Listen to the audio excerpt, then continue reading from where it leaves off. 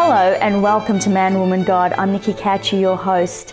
And tonight I'm speaking with Annie Layton, who co-pastors with her husband James Encore Church in Hawthorne. Annie, welcome to the show. Thanks for having me. It's great to be here. Now, Annie, you were actually brought up in a Christian household, but as we all know that when you become a Christian, we all have a defining moment when we actually say, yes, I'm going to follow Christ now. So what was your defining moment? Well, I think I'd been involved in a traditional church up to the age of about 14 with my family, and I went away to a Christian horse riding camp, and I just heard the story about how I could have a real relationship with God intimately, and that He was my Heavenly Father, my dad. And as a child that had grown up without a dad, my dad had passed away when I was 4, and so to hear this idea of a father that wanted to have a relationship with me, it just drew me. It was magnetic, and I made that call at that moment to become a Christian and gave my heart to God that night. And that's led you to become a pastor, because your vocation actually is a pastor. So when did that decision come about? Well, as I went through school, I just knew that I felt called to serve God, and I had a passion for people and a passion to see people find God as well. So I did my VCE, and all I ever wanted to do was go to Bible college and get a theology degree, so to speak, and move forward and work in the church and just help people reach their potential and help them find wholeness on their journey and discover God. So I went straight from school to an internship as a pastor at a church, and ever since then up till now I've either been voluntarily running something or been a vocational pastor at a church. So, but Annie, it is actually quite rare for a woman to choose to become a pastor, because it's a very male-dominated area. So tell me, was there anything that, any times where you felt like, I feel people have sort of put you in a box or put you in not thinking that you're a pastor? Oh, absolutely. For a lot of years. In the early years, I'd go to a conference or a pastor's meeting, and someone would ask me whose PA I was, or whose wife I was, or whose daughter I was, and be surprised when I'd say, actually, no, I'm a pastor myself, and I just didn't fit the mould or the box. But I have been very lucky over my years to work with amazing men who were never threatened or defined me by my gender, and I made a decision to not be intimidated by that. And I think when you approach any industry or any vocation with the sense that you're the underdog and you're being discriminated on, you behave in a way that draws that to you. So I made a decision, hey, look, I'm secure in who I am and what I'm called to do. And I think I've been lucky to be around men who were secure enough in their gender and their standing that we could work together, and it's been a beautiful marriage. So tell me a little bit about your career. So when you finished your degree, what did you go into? Did you get a job straight away? Is it easy to get jobs as being a pastor? I was lucky enough to walk into an internship as a pastor, but in fact it's quite challenging to do that. And I am aware and see over the many years a lot of people go to Bible college and come out with great, exciting aspirations to change the world, as they so should. But it's a rare church that can actually afford to put on someone on the team and pay them a wage. So I guess what we're seeing really evolve these days is a bivocational approach, where you actually have a job or a career in one area and also pastor as well, so that you are sustained outside of the church financially, and also it keeps you grounded, keeps your feet in the marketplace. So you have a vocation outside of church and then also work in church as well. And I think that's the way the church model is moving forward, because many churches can't afford to actually pay someone full time. So this is how you and your husband James, actually you are bivocational. So you have your church and you also have a business which your husband runs. So how does it all work together? Because do you find that you're concentrating on one more than the other, or does it all work out together? How do you work it together? I think there's seasons and there's ebb and flow in anything. There's seasons in the church that are really frantic and really busy, where we have an understanding to gear our energy that way and to take the pressure off on the other area. And then there are times in the business when we know that season's really full on, and we go, okay, we won't put too many expectations on ourselves in that church, because the business is going to require a lot of James in that period. So, and like with children as well, we have 3 kids, so we learn to juggle that as well. So it's learning how to approach a season with just being organised and prepared, and set the margins clearly, set margins with each other, set margins with your team at church, and set margins with your workers to say, you know what, I won't be as available at this time, or it's going to be very busy for me here, or kids, we're going to be quite busy for the next 3 weeks. So you just juggle and work things around that way. Okay, but Annie, you also are the worship pastor, and you're a musical person. You play the piano. So how did you get into that? Well, I was lucky to be brought up with a very musical family, and right through to my grandfather, who was playing piano in the silent movies, going right through to now. So always loved it, always passionate about it. And the great thing about a healthy church is normally it has a great music team as well.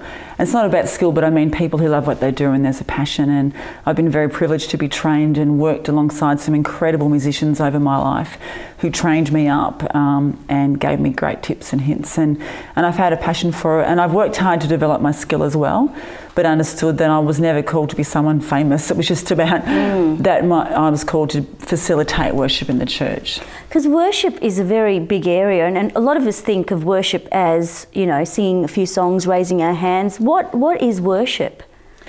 Well, look, that's a massive question. It'll probably take me a few episodes to explain that.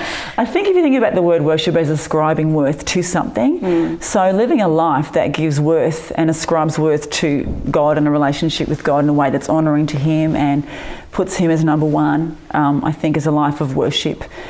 In the Bible, there's 15 different meanings for the word worship for our one little English word. And it covers everything from serving to lying on the ground prostrate to, dancing, playing, singing, painting, anything. It's a huge topic.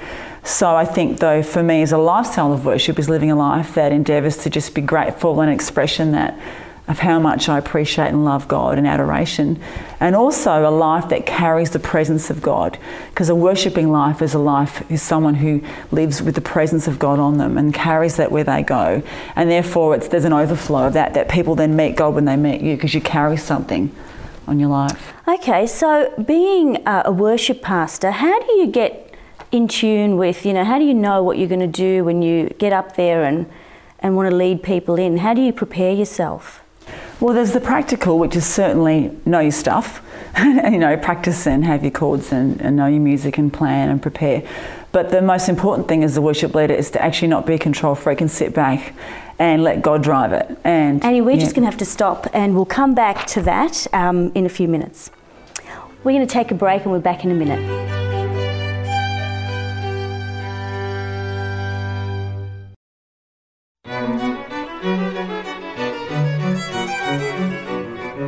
Welcome back to Man, Woman, God. I'm speaking with Annie Layton.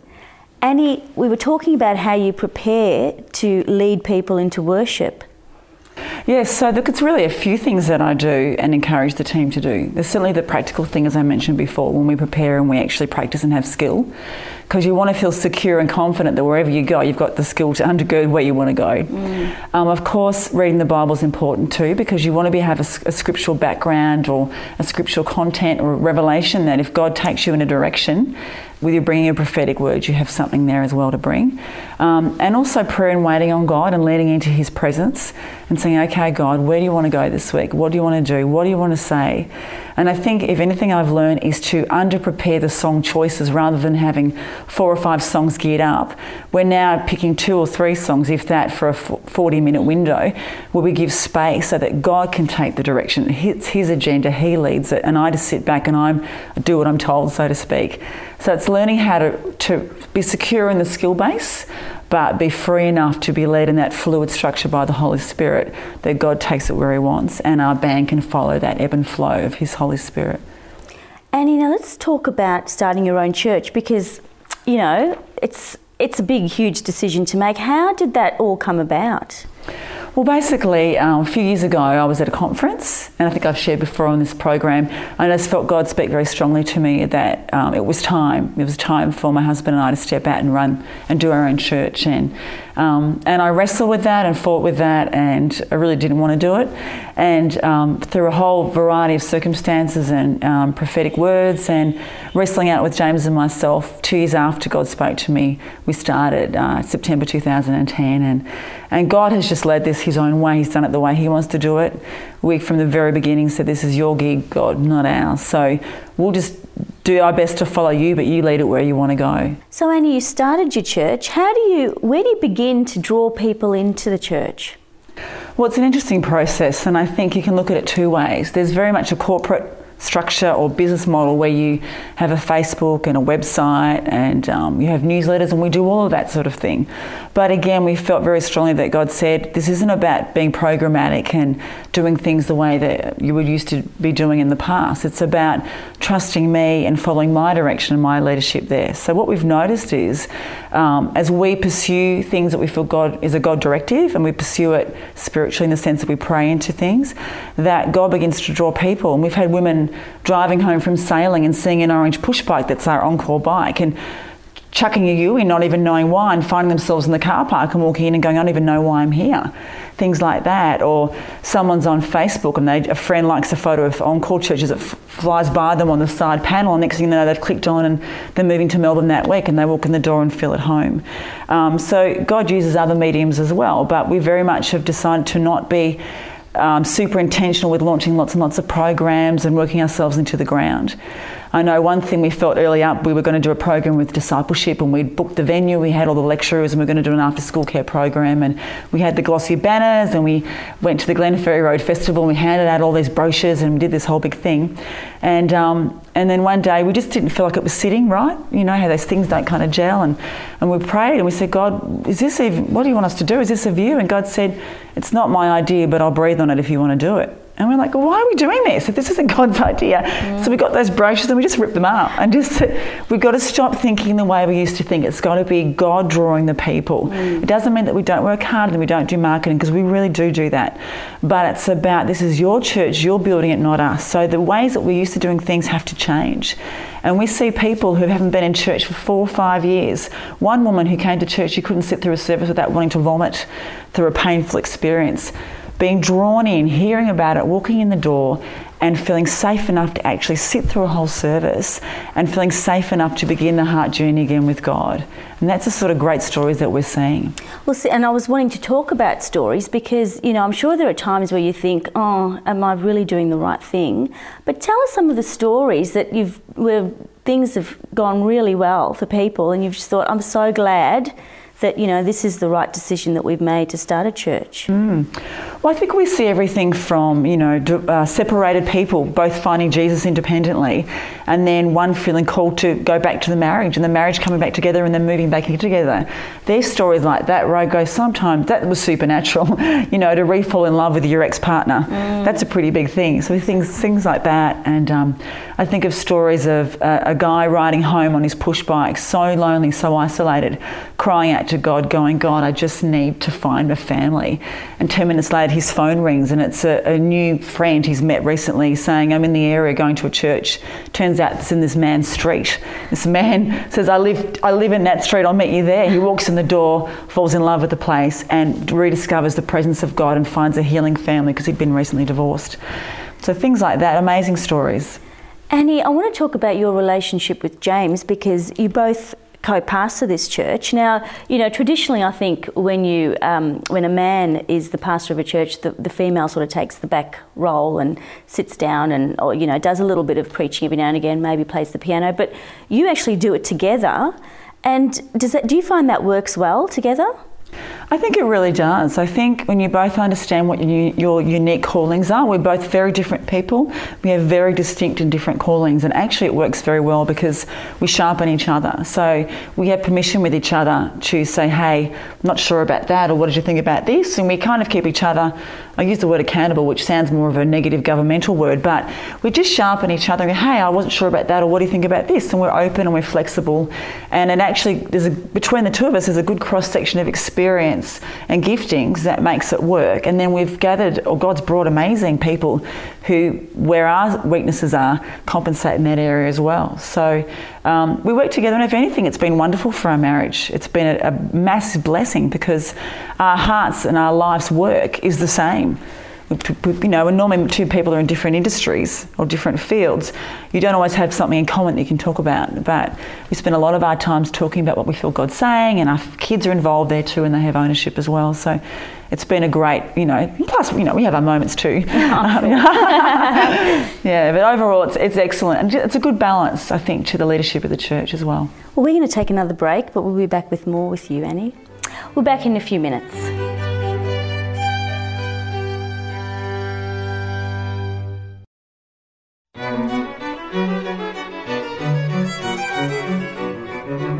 Welcome back to Man, Woman, God. I'm speaking with Annie Layton. Now, Annie, we were talking about your relationship with your husband and both of you pastoring a church, but I want to talk about the children, because you have got 3 children.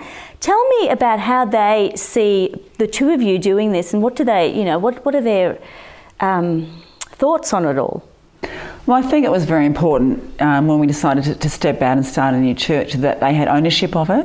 Where we had been before was a fantastic church. It was very big, and there was a big youth group there as well, and they had to basically sacrifice and walk away from a really big community of friends. So as much as it was an adventure for us, we're asking them to step into an adventure that they hadn't particularly chosen for themselves.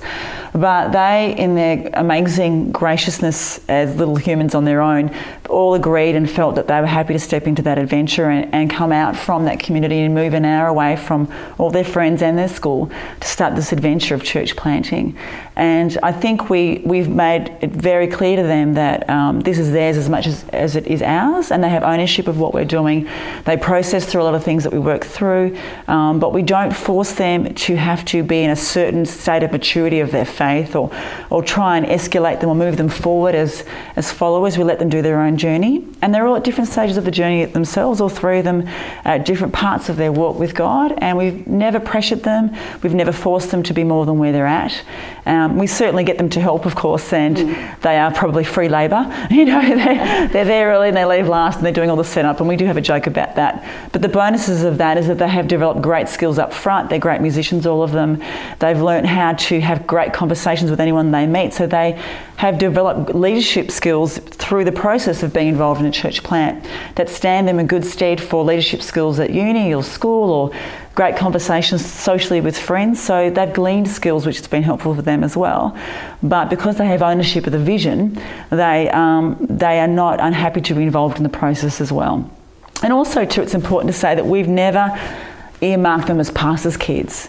And there's a whole negative overtone that goes with that idea of the PK.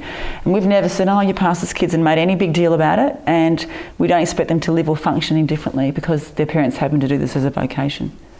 So Annie, you have been a pastor for over 20 years. So tell me, you must have stories of great achievements where you've just thought, this is the best thing that's ever happened as me being a pastor, and you've also probably had times of real tragedies. Can you tell us a tragedy moment and a real great high achievement moment? I think the tragedy moments, unfortunately, there are many of those that I've been part of as well.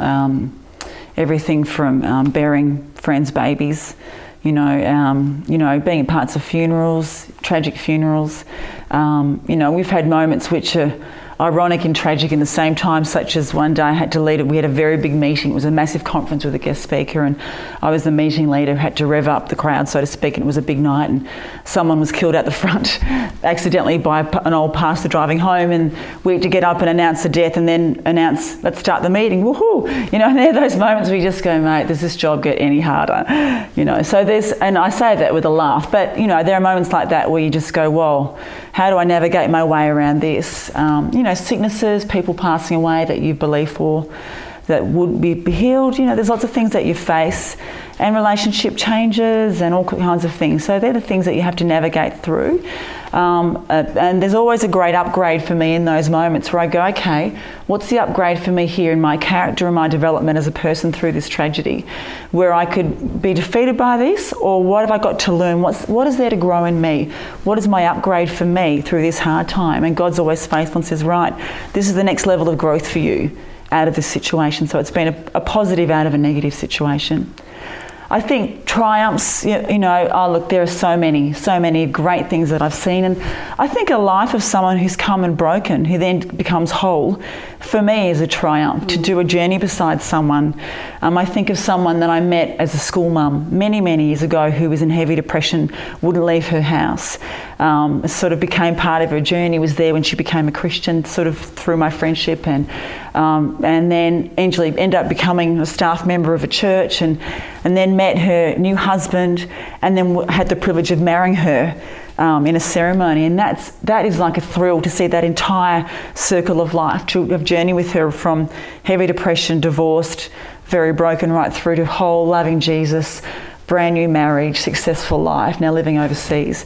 that's just one example of a picture of that. That's what success for me is, seeing a life change and just having the honour of doing that journey with someone else. And it's not about my skill, it's just being there as a friend. And that's what it's all about, is relationships and loving people. So that's very much what I would call success. Well, thank you very much, Annie, for being on the show. You're an amazing lady, and I wish you all the best with your church. Thank you. We're going to end the show tonight with a bit of music from the lovely and talented Lisa Thobe singing Dove's Eyes. So from me, Nikki Cauchi on Man, Woman, God, good night. God bless you. I'll see you next week.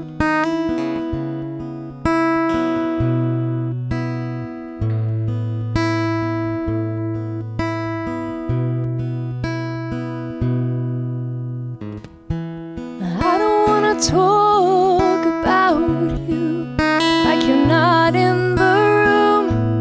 I want to look right at you, just want to sing right to you. I don't want to talk about you like you're not in the room. Just want to look right at you, just want to sing right to you.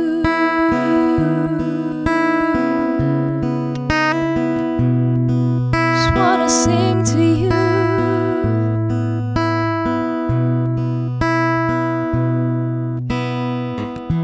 'cause I believe you are listening,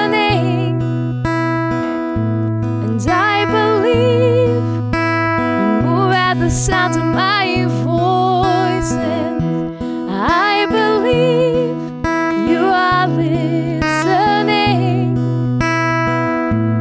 I believe you move at the sound of my voice. Give me dove's eyes, Lord.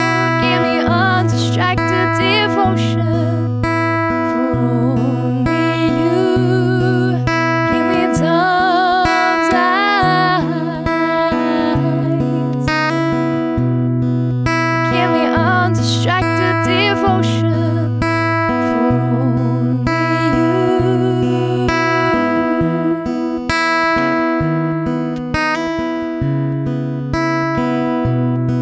Wanna see only you.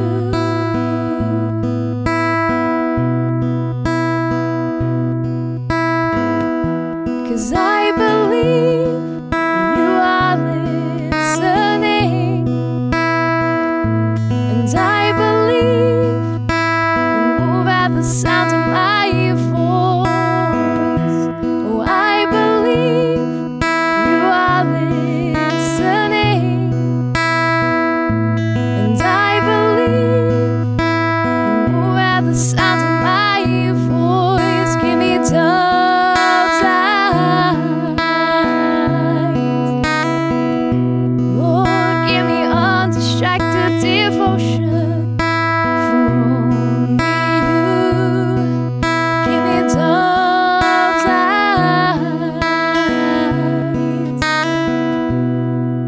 Give me undistracted devotion for only you.